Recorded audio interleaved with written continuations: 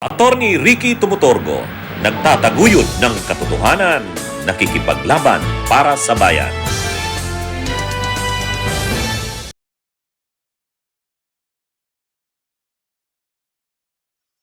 Mga kabunyog, mga kababayan, magandang araw po sa inyong lahat. Welcome po sa isa na namang episode ng ating bagong segment, Rapido, ni Attorney Ricky Tumutorgo.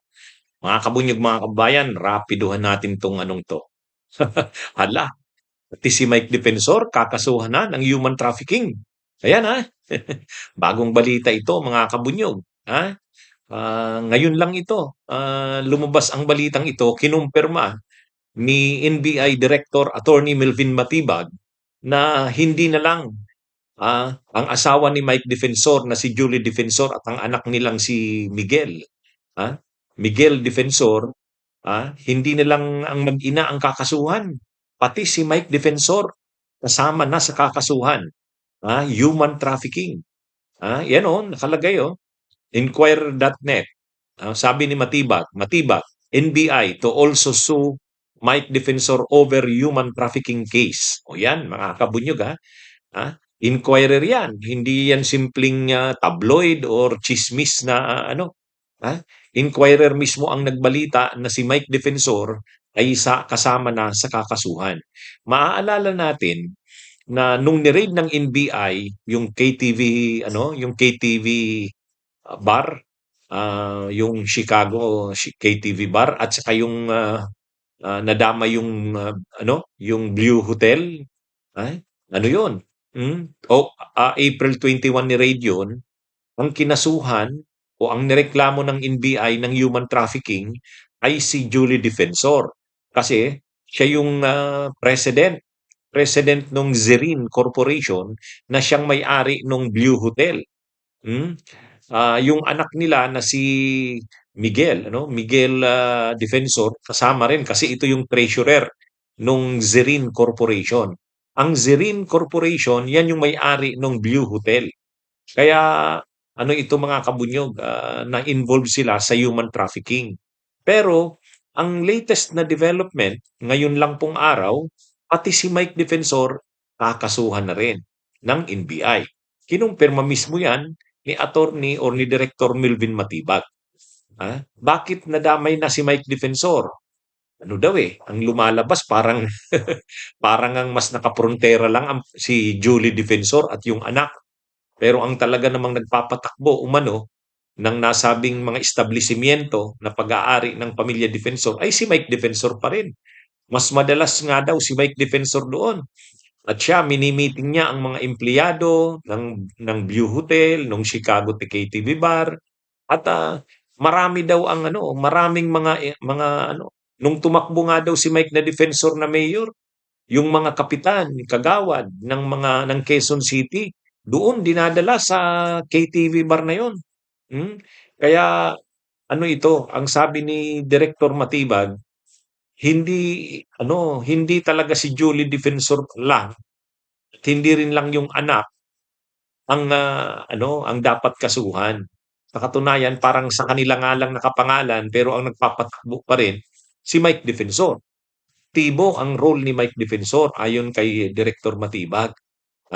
Kaya ito mga kabunyog, medyo mabigat ito. Si Mike Defensor na mismo ang kakasuhan. At may napanood ako na dinidiscuss ni Director Melvin Matibag ng NBI, pwede pa daw nilang itaas sa qualified human trafficking. Ang justification niya ganito, nung nangyari daw ang mga krimen na yun, under tayo sa state of emergency. Ay 'di ba nag-declare si PBBM ng state of energy emergency? Ano 'yun? Sabi ni Director Matibag ng NBI, nakalagay sa batas, kapag nangyari ang human trafficking sa panahon ng emergency, yan ay qualified human trafficking. Sabi ni Melvin Matibag, pwede itong pag-aralan. Ang problema mga kabunyog, pag tinaas sa qualified human trafficking yan, hindi na lang yan simple human trafficking, non-bailable yan. Non-bailable yan. Ay 'di ba yan yung kaso ni ni Kibuloy? Hindi simple human trafficking. qualified human trafficking dahil mga minors. Minors ang involved. Si Harry Roque, qualified human trafficking din. Kaya nga non-bailable din eh. Ito, kung magigi itong qualified human trafficking, ay din-unbailable na rin itong kaso ni Mike Defensor at ng asawa niya at anak. Matindi ito. Mukhang aalma na dito si Mike Defensor. Ha? Ano kayang magiging reaksyon ni Mike Defensor dito? Hindi pa naman sinabi na qualified human trafficking ang ikakaso.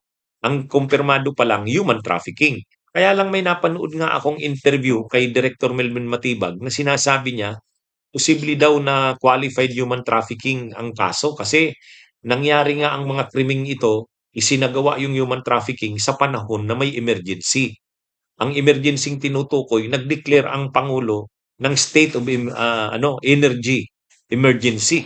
Dahil nga dun sa gira sa Iran, napakataas ng presyo ng petrolyo, nagkukulang-kulang ng supply, kaya nag-declare ng state of energy emergency. Yan daw, state of emergency ay pwedeng maging justification na nung ginawa yung krimen sa panahon ng may emerhensya, pwedeng maging qualified human trafficking yan. At ang qualified human trafficking ay non-bailable. Yung simple human trafficking, bailable. Pero yung qualified, yan, mabigat. Mabigat. At saka, itong pag-anonsyong ito ni Director Melvin Matibag na kakasuhan na rin si Mike Defensor, bagong development yan eh. Kasi syempre, hindi naman iniisip ni Mike Defensor na madadawit siya dyan kasi hindi naman sa kanya nakapangalan ng negosyo. Nakapangalan sa asawa niya kay Julie Defensor at sa anak niya, treasurer. Pero sabi nga ng NBI hindi, si Mike Defensor pa rin ang talagang nagpapatakbo ng negosyo eh. Lagi siyang nandun. Siya pa nga daw ang hands-on doon sa pagpapatakbo ng mga negosyo na yun. At saka hindi daw totoo na 2019 tinigil na yung negosyo na yan, sabi ni Mike Defensor. Sabi ni Matibag, hindi. Marami silang mga documents at papers. Nag-renew pa nga sila ng business permits nitong 2025. Okay, ano ito mga kabunyog? Mukhang padagdag ng padagdag, palaki ng palaki ang problema ni Mike Defensor. Palaki ng palaki ang problema niya. Ano yan? Kailangan niya itong harapin. Kasi seryoso ito. Pag naging qualified human trafficking ang kaso na yan, non-bailable yan. Di ba? Mga kabunyog, mga kabayan. Anyway, abangan natin kung anong mangyayari sa kasong ito.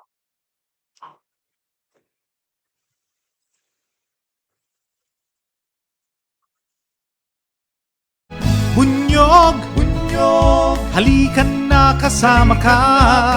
Bunyog, kapag buklod ay may pag-asa. Luzon, Visayas, Mindanao, isa ang pananaw. Sa bagong Pilipinas ang bunyog isisigaw. Bunyog.